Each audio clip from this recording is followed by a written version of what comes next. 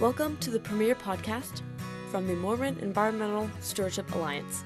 I'm your host, Cecilia Foster. For the month of May, our theme at MESA has been Bike Month, along with the focus on community development and beautification. And believe it or not, active transport and community development go hand in hand. Stay with us.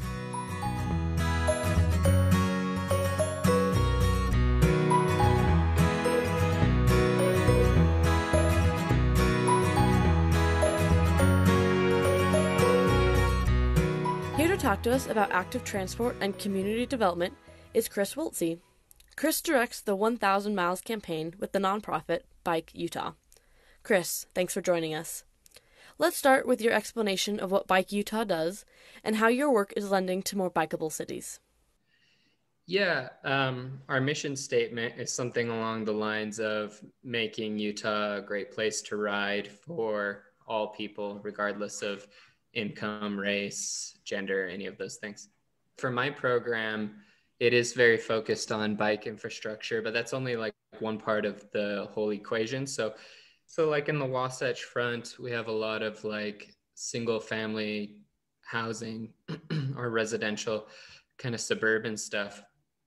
And from a bicycling or active transportation perspective, it's problematic because the framework for understanding how to get more people to ride is this very basic concept of shortening the distance between origin and destination. So where you start and where you end your trip. And so for thousands of years, we built our cities a certain way, pre-car, right? We had these concepts that were like fundamental to making cities comfortable and livable. And then maybe like 100 years ago, we started throwing those concepts out the window and we started this grand experiment around suburbanism and car infrastructure. And what that did was that spread everything out. And so like everything we do spreads our cities out. So like parking lots, the width of our roads, the distances between houses, the size of houses, the size of lots. The reason places like Copenhagen and the Netherlands work is because most of their cities were built pre-car. And so they have good bones. And that makes all the difference. And what I mean by good bones is like the streets are narrow, the housing is very close together.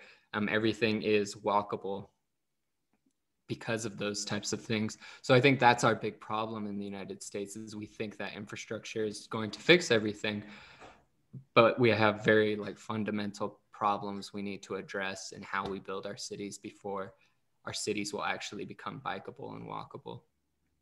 And so through redevelopment, that's the only way we can really make it work. Like we can't, without reshaping our communities and the distances between destinations, we can't make much of a difference, but by creating these density hubs, we can make big differences. Because also like another concept within shortening the distance between origin and destination is like mixed use developments. Like that's something easy that we can do through redevelopment.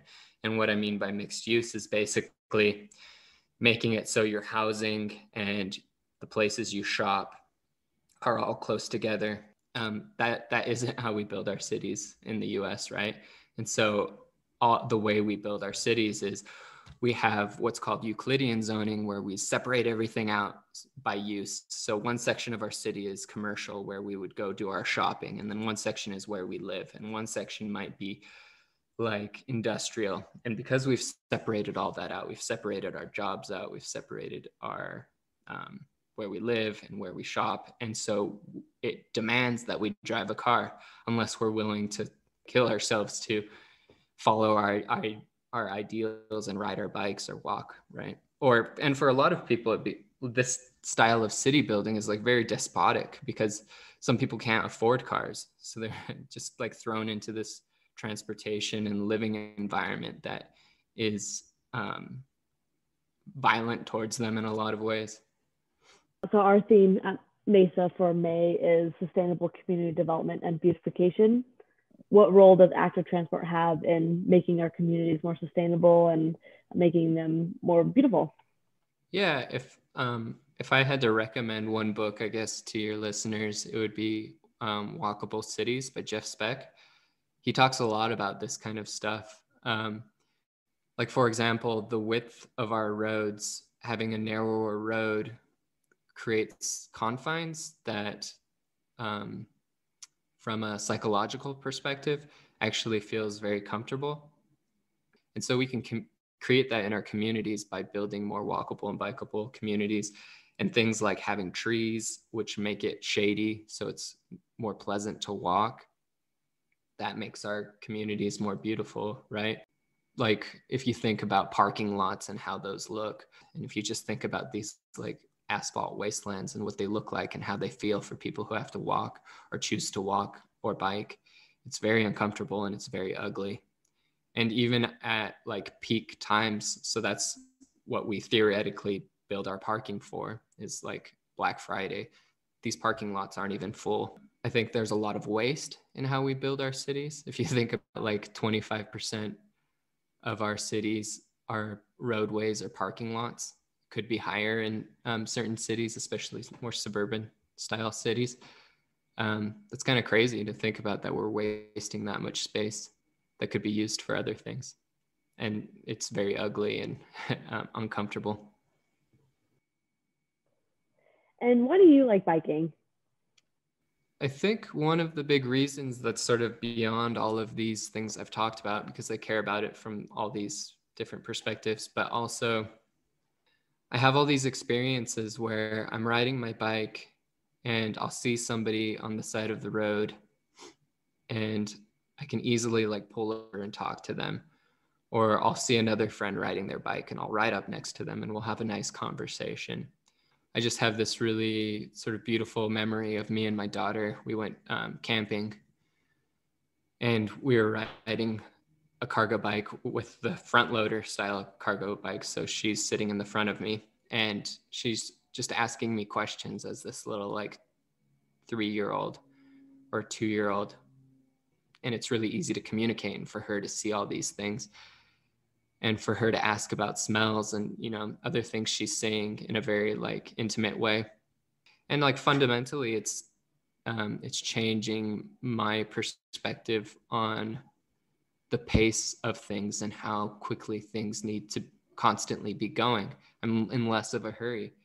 And like the things that should matter to us matter more to me as a result of the type of transportation I choose. How can people, just practically get involved in their city government and make their voices heard about community development? Bike Utah just completed our advocacy toolkit. So that's going to be on our website, and that's going to give you a lot of insight into what it takes to be an effective advocate. Being committed, I think, to advocacy is a big part, because it really is a commitment. Articulating your overall vision or philosophy for your city is very important. Talking about philosophy overall is something I think we need to talk about more, instead of just talking about one-off projects, because one-off projects don't often deal with the big issues that are ruining our communities or making them unpleasant, unsustainable. Striving for more bikeable and walkable cities is central to our core beliefs as members of the Church of Jesus Christ of Latter-day Saints. By walking and biking, we are being active and helping maintain our physical health and honoring our bodies like the temples they are. Community beautification also helps us better appreciate the earth our heavenly parents have given us and helps us improve the lives of our neighbors. If you're passionate about environmental issues like these, join our movement at www.mesastewardship.org. Be sure to join us next month as we discuss our June theme of environmental justice.